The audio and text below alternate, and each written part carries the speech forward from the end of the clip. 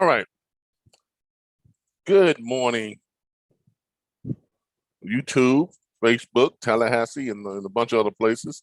Let me go ahead and do this real quick. Saving some stuff real quick. Y'all give me just a second.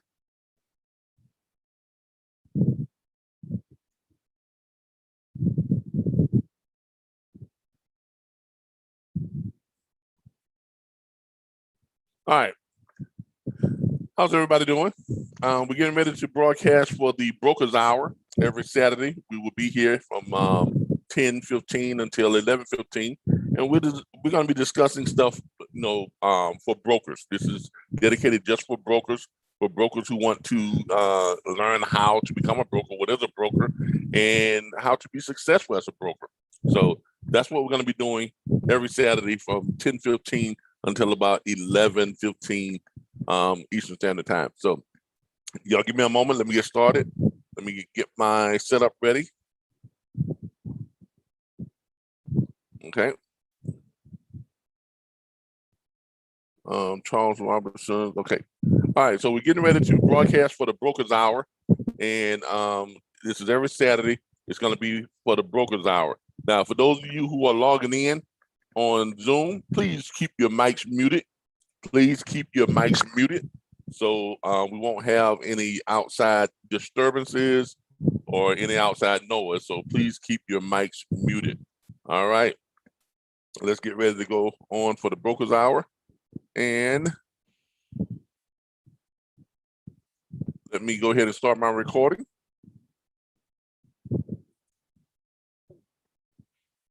All right, good morning, everybody. This is Calvin Butler, and with the RBBS Logistics Center and the National Dispatchers Network. And today is Saturday, 10:15 Saturday. We have the Brokers Hour. Now, a lot of you are probably saying, well, what is the Brokers Hour? We're talking about freight brokers. And the Brokers Hour is our dedicated time to talk about being a broker, how to book freight from home, how to become an independent freight broker. Now, a lot of you are aware that the trucking industry is undoubtedly one of the most, profitable industries on the face of the planet. And it's pretty much recession proof. No matter what's going on, trucks still got to run. People still got to have their stuff. When you think about it, if you look around you right now, in your home, like here in my home, if you look around you, every single thing you see, every single thing you touch, everything you eat, everything you wear, everything you drive, even the very, road and ground you walk on, chances are some parts of it came on the back of a truck. So what does that mean? That pretty much means that no matter what, you can't survive in today's modern society without using something or needing something or depending on something that was once on the back of a truck. Okay, that's just, there's no way around it.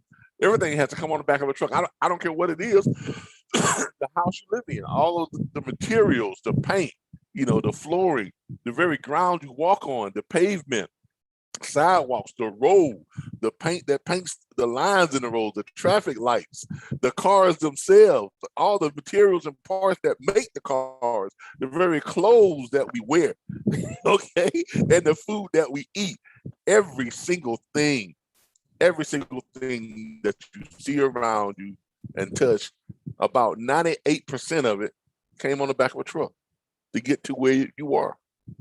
So what does that tell you? The trucking, freight, and logistics industry is one of the most recession-proof industries on the face of the planet. I don't care what's going on in the world, war, famine, sickness, pandemic, nothing stops the trucks. Everything, just keeps on trucking. No pun intended.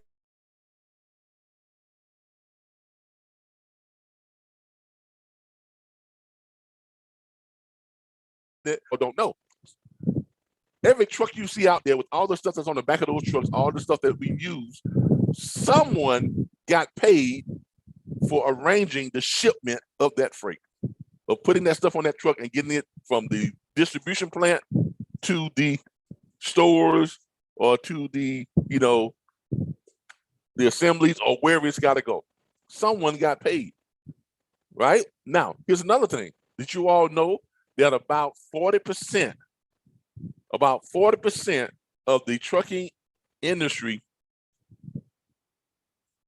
is managed by at-home workers? Y'all didn't know that, did you? And when seriously, like myself, people who work from home, who sit around at home on their computer, and they arrange the shipment. They set up the schedule of shipments or arrange for a truck to pick up something from a shipper and deliver it somewhere else. I bet they got a lot of y'all thinking then. A lot of people, there's a lot of money to be made in the trucking industry. Now, some of you are probably saying, well, Calvin, how much money really can be made in the trucking industry? Well, I'm going to try to do something here. I'm going to try and share my screen.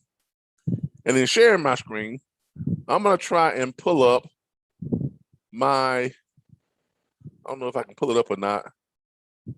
Let me see, check my downloads, see if I can pull up my downloads. There they are right there. I'm going to try and pull up my W2, my 1099 forms. I started in the freight brokerage industry. I started my freight brokerage firm back in 2017 really, and it was late 2017. So 2018 was my first full year as a freight broker. Okay, so because you file your taxes in 2019 for 2018 year, that type of thing, and same thing with 2017, 2018 year. So my first year as a freight broker, right? I'm gonna show y'all what I gross, what I earned, what my revenue was first year. Let me see if I can pull this up. Make sure I got the right one here. Is this two? Yeah, there it is right there. Man, got it right on the first try. All right, 2018 is when I started booking freight. I say from home, but I really wasn't really at home because I actually started my brokerage firm from a storage unit. I'm not gonna lie to you, from a storage unit, a U-Haul mini storage office space, $270 per month is what it cost me. And it was 24 hours, access. I had a 24-hour, freight brokerage firm, and dispatching for trucks. But I got my bond and all that type of stuff, and that's where I started my business. So for about the first 9 to 10 months, I lived in that storage unit and booked freight from that storage unit. Now, every now and then, I would go out to restaurants, book freight from restaurants. I would go out to coffee shops like Starbucks, book freight from there. And you all saw me. I've got video all over YouTube showing you all when I was at restaurants, at Starbucks, sometimes out at the park, by the lake, at hotels and hotel lobbies. Pretty much anywhere I can get an internet access, you can book freight from. Okay, if you decide to become a freight broker. Now, I'm going to talk about what it takes to become a freight broker here in just a minute. But first of all, let me show you all what you can really expect to earn, okay, as a freight broker your first year if it's done correctly, if it's done properly, if you scale your business right, okay? So I'm going to show you what I earned, and then I'm going to tell you all how I did it. And I'm going to show you all what it takes to be a freight broker. All right, first of all, here is my revenue for 2018. I made $104,000. Really close to $105,000, $104,900 and some odd dollars. What I made my first year booking freight from home. Okay, and it breaks it down by the month. Okay, January over $6,000, February over $8,000, March over 10, April over 13, May over $9,000, June over $7,000, and so on and so on and so on. But that's what I did my very first year booking freight. Okay. And I didn't do it from a huge office space or a huge building. I wasn't part of some big company. It was just me, right? Booking freight from home. And then I later scaled my business to be even larger. But that's what I made booking freight from restaurants, coffee shops, hotels, and things like that. Now, the big question is, well, shoot, Calvin, if that kind of money can be made in booking freight, right? If that kind of money can be made in being a freight broker? What does it take to become a freight broker? Kind of glad you asked that. Let me go ahead and stop sharing my screen so y'all can get a full view of me here.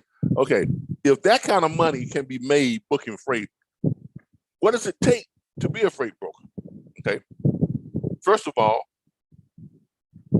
to be a freight broker, to legally be able to be a freight broker, you have to be able to take ownership of the freight. And in order to be able to take ownership of the freight, there are certain things you got to have legality-wise and procedural-wise. One of the things you got to have is you must have a bond, okay? You must have a federal bond to book freight and to be a freight broker. Now, the bond that's required for freight brokers to be a freight broker in the United States is $75,000. Now, they're talking about raising that in the next couple of years or so, but right now it's $75,000. It used to be $10,000 about 10 years ago. It was about $10,000, but then they raised it to about $75,000. I have my reasons for believing why they raised it, but I'm going to keep that to myself because it's kind of political. Okay, and we don't want to get real political in these doing our broadcast. But $75,000, that's what it is. For good, bad, worse, whatever it is, that's what it is. Now, do you have to have that $75,000 all up front, out your pocket, one lump sum? No. It's nice if you do, but no, you don't. You can go to what's called a bond agency, and they can pretty much front you or finance you that $75,000. In other words, you got to they do a credit check. If you got great credit, then you probably can get away with as little as $500 to $1,000 down, sometimes $1,250 down. If you don't have good credit, that bond could cost you anywhere from $1,500 down to $10,000 down, okay? Depending on your situation, depending on your background, okay? Because they do judge you when you're trying to get that bond. You got to go through and pass certain criteria and all this type of stuff. So it can range anywhere from $1,500 to $10,000 down just to secure that bond. And you're not done there. After you secure the bond, you're going to have a quarterly bond payment. Yeah, every quarter, you're going to make a bond payment, somewhere between $800 and $1,000 per quarter. Okay, that's just life of being a freight broker. It costs to be a freight broker. On top of that, you got to have insurance. Now, why do you got to have insurance? Because you are taking ownership of millions and millions of dollars worth of freight. When you go to a shipper and you say to a shipper, Mr. and Mrs. Shipper, I want to be able to move your freight. That shipper's going to say, okay, if you're going to move our freight, how are you going to assure us that if something happens to the freight while you're in control of it, while you got it on the back of somebody's truck, if something happens to that freight, how are we going to recoup our losses? Insurance. You got to have insurance. That's right. You have to have insurance in order to be a freight broker. And that insurance, every shipper that I know wants to see somewhere between $750,000 up to $1.2 million in insurance to cover any type of potential losses, theft, damage, whatever. Okay? Now, as you're probably going to say to yourself, well, God, dog, how much is that going to cost me? Yeah, it's going to be kind of expensive because to get your insurance, you're going to need somewhere between $3,000 to $4,000 down. On average, about $3,600 down. You go to most insurance companies, about $3,600 down, and then you got about $350, $380 per month for 9 months out of the year. So on top of that bond, right, that anywhere from $1,500 to $10,000 down on your bond, $800 to $1,000 per quarter. You got $3,000 to $4,000 you got to put down on your insurance, $350 to $380 per month for 9 months out of the year. Now you can get a little break on it if you decide to pay the whole 9 months out one lump sum. They give you a little break, but it ain't gonna be no big break. You might get like maybe 15 to 20% reduction on the total amount if you're paying it one lump sum by the year. But most people can't afford that. So you got to pay that monthly fee. So now you've got two recurring fees you got to pay. One fee you got to pay every quarter, another fee you got to pay every month. On top of, you may be out anywhere from $5,000 to $15,000 at this point of down payment money just to secure that stuff. Now, you probably saying, you said, well, dog, Calvin, that's a lot. Well, hold your horses, because we're not done yet. Okay, we're not done yet. On top of the bond, on top of the insurance, right, you got to have what's called your authority. You got to have an authority. You got to have a legal authority that's compliance by DOT and the Federal Motor Carrier Safety Association, okay? They say you got to have an authority to take ownership of that freight, okay? Now, what is your authority going to cost you? Getting your own authority. Truck drivers get their own authority if they are owner operators, because they, driving this big truck, they have to have an authority to run, legally under DOT guidelines and all that type of stuff. Freight brokers got to have an authority too. So now you got to get that authority. Now, some people will tell you authorities are going to run you $650, $750. Yeah, but they don't know if they're not talking about those hidden costs. There's always hidden costs in everything. I mean, trust me, there's always hidden costs. In reality, your authority is going to run you somewhere closer to $1,500 to $1,600 by the time you're done with everything. Yeah, there's just places out there that they advertise $650, $750 for your authority.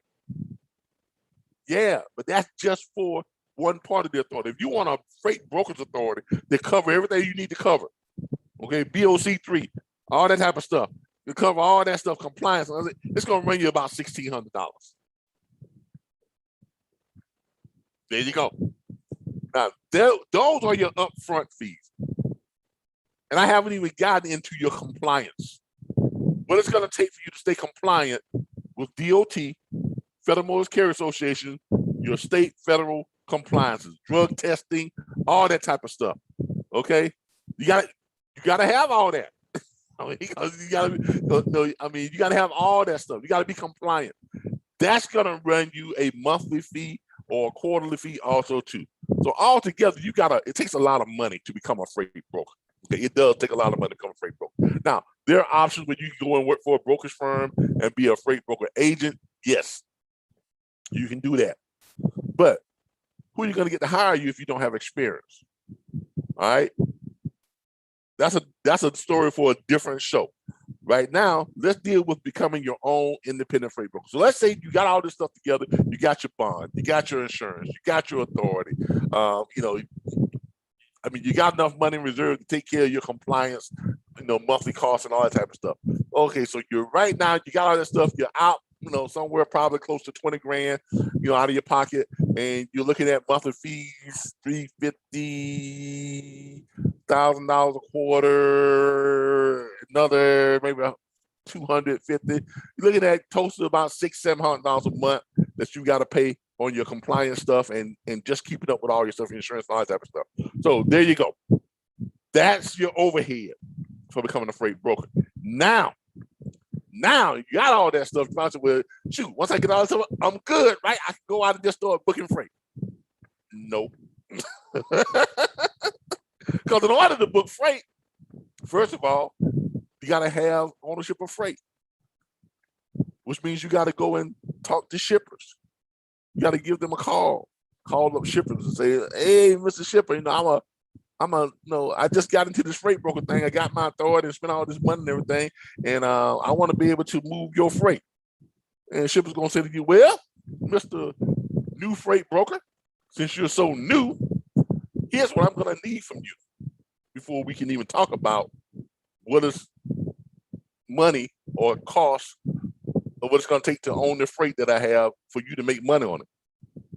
You got to negotiate with the shipper. First of all, you got to pass their criteria, because shippers have criteria too. They're not going to just give you 2, 3, 4, 5, 6, 10, 20, 30, 40 million dollars worth of freight. The smallest shipper I know has at least $1 million worth of freight. They're not going to just say, here, I'm turning over my freight because you got your authority, because you got your insurance, because you got this and you got that. No, we have standards too. So guess what? They have a list of things that you have to meet, certain criteria you got to meet in order to get that freight. Number one, they're going to say to you, well, Mr. New Freight Broker, what's your Dun & Bradstreet payday score? It's like a credit score for businesses. Now, if you're brand new, you probably say, well, I don't even know what the hell that is. Right, number one. In order for a shipper to approve you to move their freight, most of them, the majority of them want to see a credit score, want to see that payday score of at least 85 to 90 to 91. Now, the highest you can get is 100. Why such high standards, Calvin? Because in the past, if you don't have a history of showing that you are responsible enough to take care of their freight, that you are responsible enough to move that freight, that you're going to move it in the time frame you say you're going to move it in, you know, they could be giving you ownership of freight and then it's just sitting out there never moving, or they give you ownership of freight, something happened to it, and then you don't have the ability to recoup them for their losses or whatever the case may be. But what about insurance? Yeah, what about insurance? Insurance is great, but they want more assurances because it's their right. They own the freight. Okay, so first of all, you got to get, you got to have that payday score. Okay, somewhere between 80, 81, and 91, 92 would get you into just about most shippers. Okay. Secondly, they're going to say, okay, let's say you do have a Dun & Bradstreet, a payday score. Let's say you had a previous business or something, you got your score from your old business, what it could be, that'll work too. But then they say, okay, what about references? We need 7 references. And I don't mean your mama, your cousin, your neighbor, the guy you went to high school with. No, we need 7 business references of companies you have done business with. And they want to know that you've done business with them for at least 6 months to a year. And they also want to know that the amount of business you've done with them is at a certain amount, money-wise. Okay? They want to know that it's money-wise.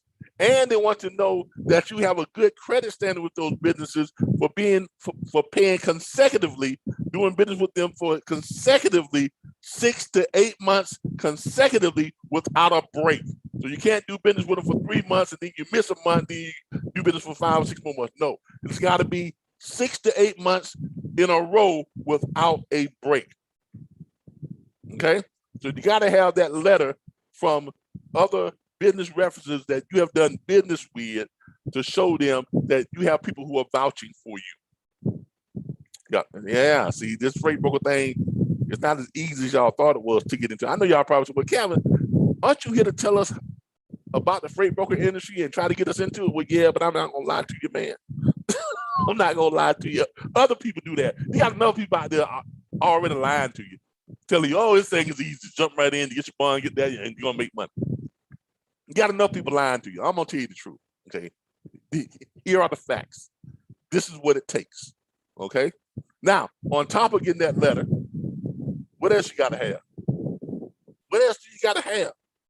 Guess what? A lot of shippers are gonna want to see your financials.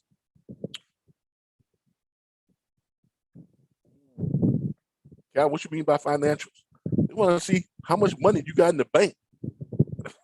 How much money your business got in the bank. Okay. Now, Kevin, why do I know how much money I got in the bank? Because a lot of times they're gonna want you to prepay for some of that freight.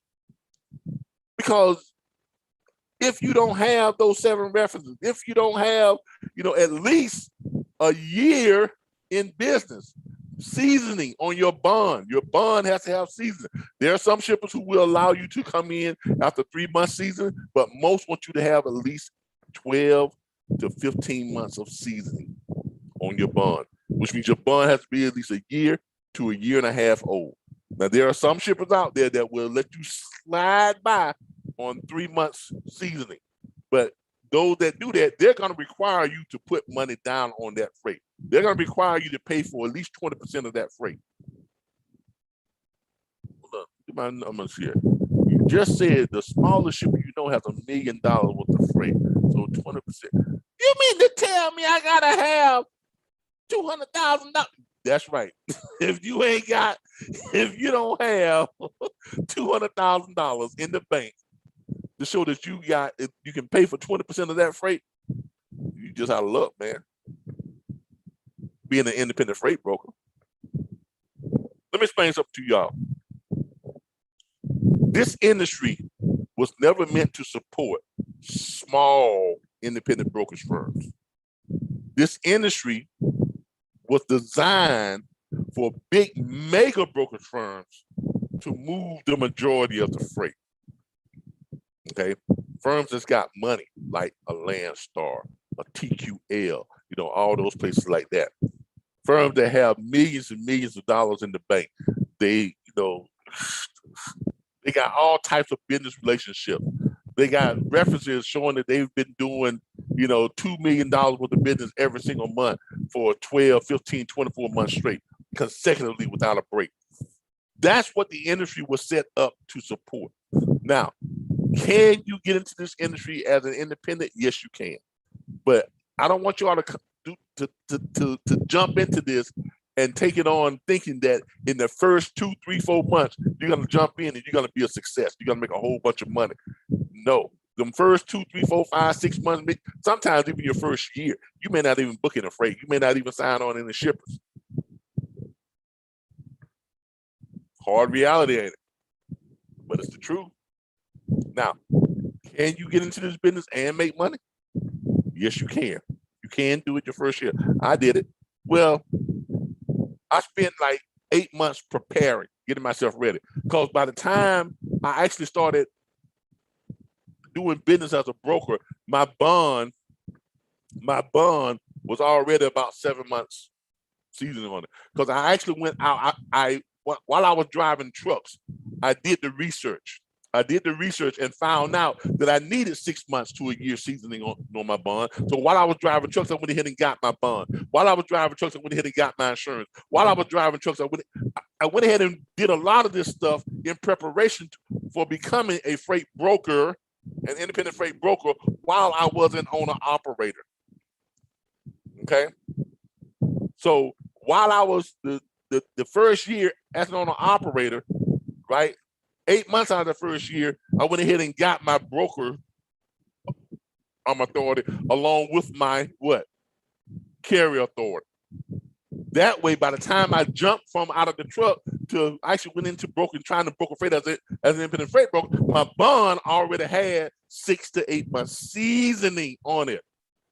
Also, while I was driving the truck, because my bond was active, my insurance was active, I was doing business both as a truck owner operator, truck driver, and a brokerage firm. So I had developed a lot of relationships with a lot of businesses of who I was pulling freight for as an owner operator, but I had my freight brokerage bond at the same time. So when I got ready to become a freight broker and operate as a freight broker, I could call upon those people and get them to write letters of recommendation and references. Why? Because I had been doing business with them under dual authority, and I had those letters. Woo. On top of that, I was making money as an owner operator, and I was saving money, putting money in the bank, and I actually went out and found myself 2 investors who invested in my freight brokerage part of the business to the tune of $266,000 each. One was a law firm and one was a sports management firm. So I had a bank account, a business account that had close to $600,000 in it. So when it came time for them to check my financials, guess what? Everything all checked out. Everything was lined up. It all laid out. Okay. This is what it takes, y'all. Okay, this is what it takes. All right. Now, next week on the Brokers Hour, we're gonna get into. I've told you. I've given you all the groundwork of what it's gonna take to be a freight broker, what it takes to get into this industry. Next week, I'm going to go over some more substantial stuff in talking about how do you contact shippers once you got all that stuff and you're able to do all that, now you got to be able to contact the shippers, and we're going to talk about some sales techniques to get them to do what? Provide you with freight. Because if you don't have freight, I mean, you're dead in the water. If you don't have ownership of freight, you're dead in the water. Ain't no need in you going out there trying to get truckers signed on with you, because trucker ain't going to sign on with you. Owner operator ain't going to sign on with you if you ain't got no freight. I mean, you look real stupid going to an operator. Hey, owner operator, I'm a freight broker. Let me sign you up to my brokerage firm as an owner operator, but I ain't got no freight for you though. That ain't gonna happen. But at the same time, you got to go to the ship and say, hey, Mr. Ship, I want to move a bunch of freight, but I ain't got no owner operator signed on me. It's that chicken, which comes first? That whole conundrum thing, which comes first, chicken or the egg? Right? So now you got that problem to deal with. Which comes first, freight or owner operators? Which do I have to calculate? How can I win? We'll cover that next week. All right, we'll cover that next week. We'll show you all how to get your freight and get your owner operators. I'm gonna show y'all how to do that simultaneously at the same time. All right.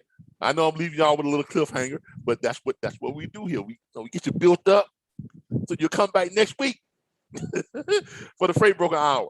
Look, real quick, we're gonna have a couple of questions here. Mr. Charles Robinson has joined us. Mr. Goodrich has joined us. Both these gentlemen have been part of our platform for a long time. Hey, Charles, how you doing? Hey, Goody. Y'all can unmute yourself and talk to me for a little bit. I'm doing pretty good, Mr. Butler. Great. Glad to be back. Y'all know I was out sick for a long time, but now I'm back. We're trying to, we got a new format of things going. Y'all know we have the load board report Monday through Fridays every morning, 6 a.m. To 7 a.m. where we give away free freight. We give away free loads on the load board report. Now we only do that during that hour. Now we don't do that as a business, but during the load board report, we have a daily load board report. Y'all give me a second. I got a couple phone call coming in. This Calvin. Hello. Hey, it's John calling you from Energy Solutions. How are you doing today? I'm doing great, John. They don't have time to talk to you, John. Bye. On no sales call, Energy Solutions, trying to get some solar panels and stuff up. All right. All right, look. Like I mentioned before, we doing some things differently. We have the load board report, every morning, every weekday morning, where we are basically letting truckers know what's going on in their neck of the woods, like Al Roker. He had the morning weather report. We had the morning load board report. What's going on in your neck of the woods when it comes to freight and loads? And we give away free, free loads, stuff. We don't charge any, dispatch fees or anything like that during the show. People can call up on our toll-free hotline, 866-973-6445. They call up and they basically tell us, hey, I'm such and such place. I got this type of trailer. What's out there for me? And we let them know. We let them know where the load's picking up, where it's dropping off, what it's paying. We give them the broker's number and everything so he can go and make that money. All right. So I have either you watched any of the 5 episodes that we just finished broadcasting, on that? I watched one episode. Okay. I caught one. All right. So what do you think about it? Pretty good. I mean, right. From knowing from the years that I've been, part of the platform and everything, still, seeing that the freight industry is still strong. Oh yeah. Even during this pandemic, in some cases, it got even stronger. So, that's always a plus. All right. So, but that's what we're doing now. We're trying to get heavily more involved in the brokering side as well as the dispatch side. So that's why we have the Freight Broker Hour every Saturday. So that's what we're going to be doing every Saturday. We're going to have the Freight Broker Hour for those people who are looking to become freight brokers. And on Thursdays nights, we have dispatch product knowledge training. On Monday nights, we have our franchise training for those of you who want to become a part of our franchise. Darren Stevens is doing very well with our franchise. Matter of fact, I've got to issue him a check today for someone he brought in to our platform last week. So, and his residuals is now up to about, I think his residuals up to almost $50, $60 per month now. Somewhere in that area, $49 to $58 per month because he gets half of the monthly residual fees of the people he bring in, and he gets half of the enrollment fees too. When he bringing people in, he gets half of that enrollment fee. So that's how our franchise works. But we'll talk about that at a later time. Look, I can't spend a whole lot of time on here today because, to be honest with you, I got some people outside. I'm looking out my window right now. They're outside, they're getting ready to take down my fence line back in the back and redo my fence and kind of create a bigger backyard, for my dogs, because they've been escaping. I guess they're feeling kind of cooped up. They've been digging underneath the fence and just been running the neighborhood like they own the place. Dog catcher had to return them to us once. But then, our neighbors on next door, on the next door app, they helped us out in tracking them down, a second time. So now we got to expand our backyard because we do got a pretty big property here, but we had the dogs kind of encased in about maybe a little over half acre, but we have almost a full acre and a quarter lot. So we're expanding this backyard out to cover more of that, so they can have more room to roam around. But look, this is where we're gonna be every Saturday, 10:15 and 10 a.m. up until about 11 a.m. And today we're cutting it a little bit short because this was like our inaugural broadcast, where I just wanted to basically come on and give people a realistic view of what it takes to become a freight broker. Now, what did y'all think about our rendition of what it takes to become a freight broker? Because a lot of people, they jump into this game not knowing what it really takes, and that's why a lot of them wind up being out of this game within the first year.